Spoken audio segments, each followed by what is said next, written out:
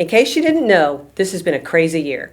Interest rates have gone up, programs have changed, lack of inventory, a lot of crazy things going on. And I've had a lot of people ask me, what's happening? Should I buy now? Is it a good time? What's going on? So I thought, what better way to get answers than to go right to the top to the president of VanDyk Mortgage, Tom VanDyk.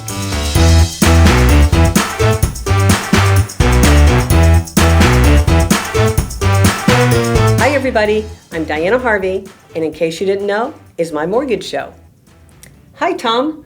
Hey Diana, how are you? I'm doing great. Good, good. You know, you and I have had a lot of history. We go back quite a ways. Yep. And VanDyk Mortgage, to me, has always been at the top of the top. Okay. So Yeah, I thought you could share a little bit with about VanDyk Mortgage and what's happening with the company. Well, lots of things are happening with the company because we're in the industry. So the first quarter of 22 was a little straightening up for a lot of people, a little wake-up call, primarily because inflation took off. And we're starting to pay $4 a gallon, $4.50 for gas. And the Fed has recognized, hey, we got inflation going on here. So their reaction, just like when on the other end of the stick, they're increasing rates to slow the rate of inflation down. So that's how they typically will, and they stop buying, MBS on the secondary market, which will slow the whole market down. So Tom, you mentioned that the Fed has been raising their interest rates. What does that do to mortgage rates? Well, it's indirect. It's not, it's not a direct, but it's the floor. Mm-hmm. So everything moves up. So by the time you hear the Fed, raising rates, the mortgage market's probably already taken it into account. So no reason. I hear it on TV to rush out to the market and do something. So no reason to panic when you hear the Fed raise their rate. I think the big issue today is look at the inflation rate, and you can watch in some markets it's going up 20% a year. And big-time institutional investors are coming in and buying residential homes now. So I think the average home buyer, if you qualify, it's not the rate, okay, it's get into the house and jump on that inflation. Because if you're looking at a $500,000 house and you take a year to buy it, okay, you may be paying $600,000 for it.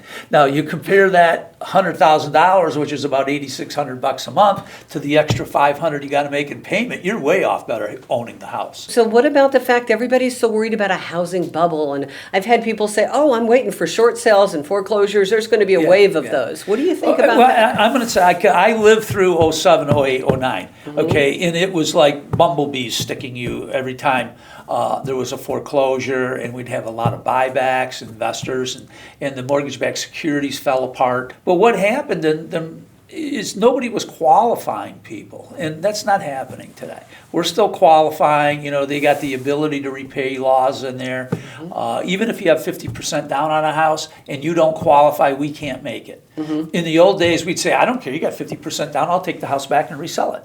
Well, we can't do that anymore. So I'm not afraid of the bubble coming down crashing that way. In the presidential election year in 24, I think you'll see a dip in the rates. So the mortgage you're taking out today, you're probably only going to keep for a year or two. Okay, and then I think you'll probably get 1% or maybe 1.5% better. And that's just purely conjecture. So between the lack of inventory, because the institutional buyers that are coming in buying up a lot of the properties, so lack of inventory there, lack of rental inventory even, the fact that we are qualifying people to get in houses now, and the inflation, it really doesn't look like we're going to see that much of a bubble, does it? I don't think we're going to see a bubble. I mean, we might see a leveling out. What's happening is, houses are going on the market, they're still selling within a week. I enjoy going to open houses, and I've been to a couple of them in the last few months.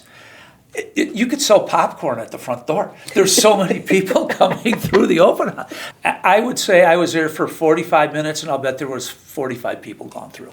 Well, that's got to be the case when they're making commercials about that now. I've even seen commercials, where they're showing the people just coming in by the droves.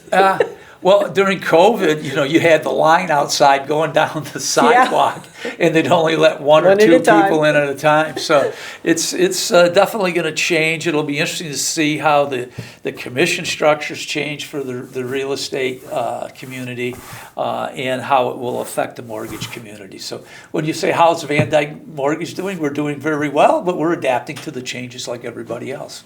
Well, that's the one thing I very much appreciate about VanDyk is Yeah. that we learn how to adapt Yeah, and yeah, do it well. yeah. Well, Tom, I really appreciate you coming in today and having a little chat. I think that'll help to calm the fears of people. They hear everything on the news and sometimes it just gets blown out of proportion. So I thank you so much for taking the time to come in. Good. Hey, it's always a pleasure. I appreciate it.